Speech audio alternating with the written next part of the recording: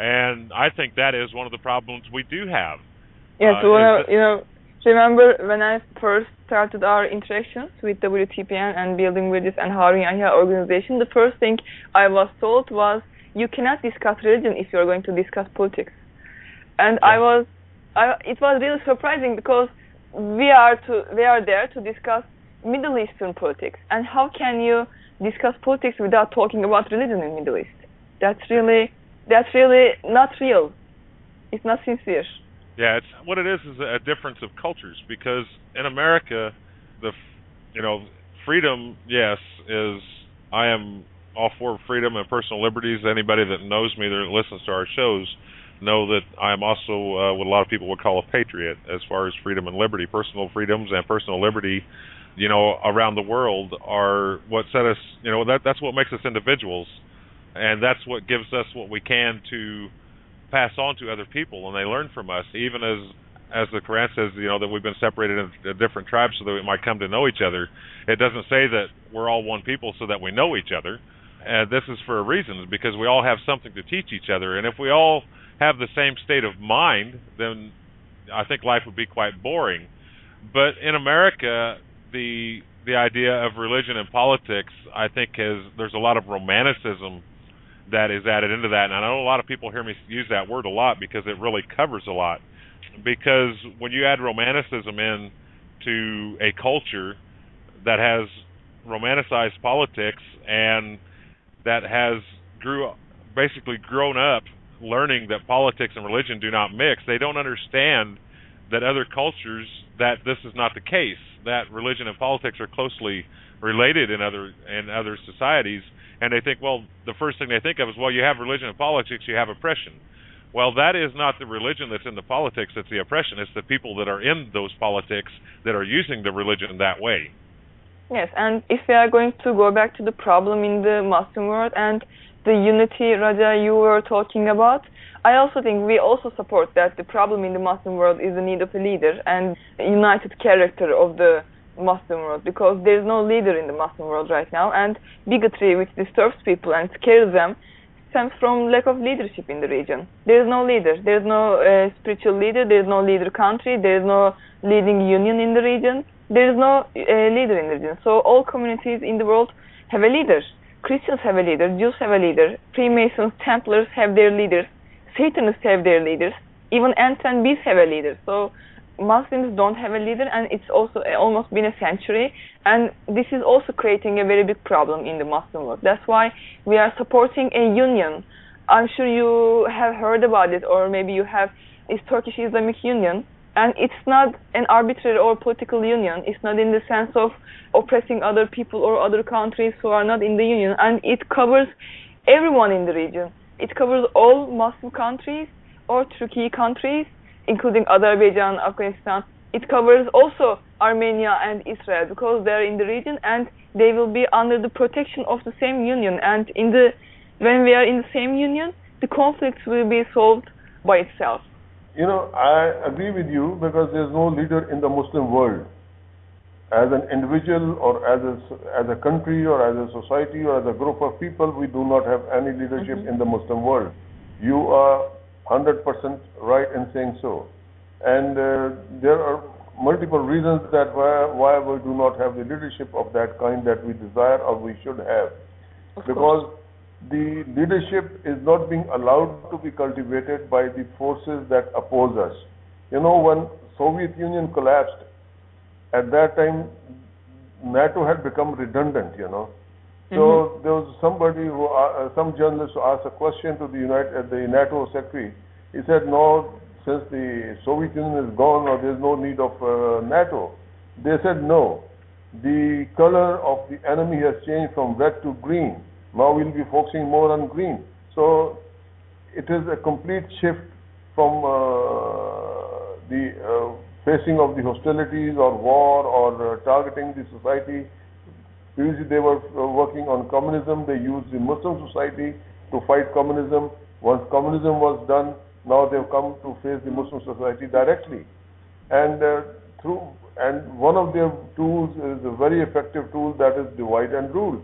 So they have created all sorts of divisions within the Muslim society, the sectarian divisions, the country, the regional divisions and things like that, When I hear the word Arab and the Muslim world, it hurts me, Why are they being treated as two different worlds, Arab and the Muslim world?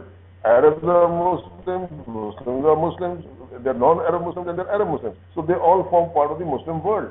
So it should be rephrased and recoined as totally as a Muslim world. Arab society is also part of the Muslim society, and the non-Arab society is also part of the Muslim society.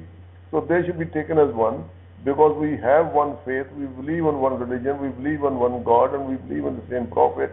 So why are they make sort of things? And then they created the Arab nationalism, So that was again a ploy to keep the Muslims divided, the Arab nationalism. Arab nationalism has become the source of destruction of the Muslim society. Through Arab nationalism, they destroyed the Ottoman Empire. And the destruction of Ottoman Empire deprived the Muslim society of any leadership that we had. Now, coming back to this thing that what I suggested in that paper, that the Muslims of the world should unite, that was my interview with Fars news agency of Iran. I said we should have, not through the government, not at the government level, no. I will not trust the governments of the Muslim world any longer because they don't represent us.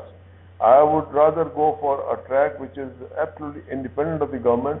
The Muslim scholars world, no matter which country they are, even if they are sitting in America, they are sitting in Russia, they are sitting in Pakistan or any other country, they must get together, they must hold a conference, let's say 100, 150 or 200 of those such scholars. And they should then evolve a joint strategy. The day those scholars get together and then they start to meet regularly, then I would say the Muslim leadership will start to emerge. Because leadership will not emerge or not fall from the blue. We have to work in that direction to evolve that leadership. So this is very essential that when I say that the Muslims of the world should unite, I am not trying to unite them in the terms of war or destruction of the other world. No. No, of course I'm trying to unite so that they at least they can defend themselves, their ideology, their life, their property, their everything, Because we have to live as a respectable society. And I believe in love and peace and harmony within different societies. So unless we unite, unless we have our own ideas and things clear, we cannot achieve that. Yes, and Raja, I'm also a very devout Muslim. And I know that this is coming to the Muslim world because of the lack of union. Because, in a verse Allah says, obey Allah and His Messenger and do not quarrel among yourselves, or you'll lose heart and your momentum disappears. And we are not united, and Muslim world is quarreling among themselves, and their momentum disappears. They don't have any strength because they are not united. And this is Allah's promise, and Allah is fulfilling His promise. This can be America, this can be Russia, this can be China. Allah can create any force when we are not united. So it is upon us to be united. And to tell the truth, we hold a lot of meetings in Washington, in Israel, in a lot of places. And they have no opposition right now for a union in the region. They are seeking this union because they also need this union, because they are also suffering from the bigotry stemming in the Muslim lands, and they are also uncomfortable with this. But they also started to realize that only a true spiritual leader or a union in the region can tackle this problem. So they are seeking to establish a union here. But the problem actually is in the Muslim world. We are not united. We are not seeking to be united. For example, you go to Palestine, there's a big problem in Palestine and the occupation, of course, but they are seeking to only free Palestine. Syrians are only seeking to free Syria. Afghans are only seeking to free Afghanistan. There are few people who think like you and I and we as an organization. Because we cannot solve the problem if we don't look at the problem as a whole. The problem is not regional. It's a global problem. We cannot be strong enough if we don't unite. If we focus on solving a problem in one single place, we will never solve it because it will start again after we solve it. We have to solve it in a global perspective. We should unite all Muslims. We should unite all the region. including everyone in the region. So you are right, and I really appreciate your insight on this. And you talked about Arab nationalism. It also stems from Darwinism, Darwinistic materialistic philosophy, and this is what is called nationalism in the Arab lands and Arab socialism, as we call it, because all the dictators in the Arab lands were socialists. It was a Marxist regime ruling in the Arab lands. It wasn't an Islamic regime. It's also not an Islamic regime right now in Iran. How can it be Islamic regime when you cannot teach creation in their schools? People think Islamic rules are being practiced there, and there's an Islamic rule in Iran. However, the communist bloc has included Iran. Although it looks like there is Islam in Iran, communism rules behind the scenes, and communist thinking predominates. They carried out that revolution together with the Communist Party in France, and it's clear from the name, even revolution. How can there be a revolution in Islam? Our Prophet didn't come through a revolution. You can have uprisings and things like that, but Iran is in collaborations with whatever communist countries there are in the world, and they are a bloc. And while there appears to be a Shiite-Jafari system in Iran, it's communist thinking that rules, because the state imposes the teaching of Darwinism and materialism to the students, and you can feel the communism even in the style that students adopt.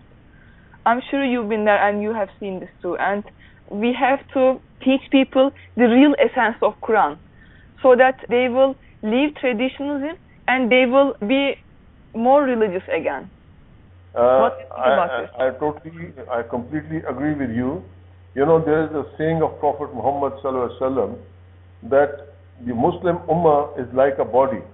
Mm-hmm. If there's pain in one part of the body, the whole body pains, Yes. So it is not something that I'm just supporting your point of view. It is not something that we can deal in isolation. No, Palestinian issue cannot be dealt in isolation. Afghan situation cannot be dealt in isolation. What is happening in Kashmir cannot be dealt in isolation, or what is happening in Myanmar, formerly known as Burma, cannot be dealt in isolation. We all have to form a joint strategy as to how to protect the interests of the Muslim community the world over, because all Muslims are one body. But the point is this, that through this divide and rule, this one body has been splintered into various smaller segments, segments within segments, and that is not letting them unite. So this is where an enormous responsibility would fall upon the scholars and the educators to educate the Muslim society in a manner that they overcome such barriers and such divisions, and then they start to bring to form into one body. And this will not happen overnight. This will not happen with any magic wand or anything like that. It has to be a well thought out strategy, a well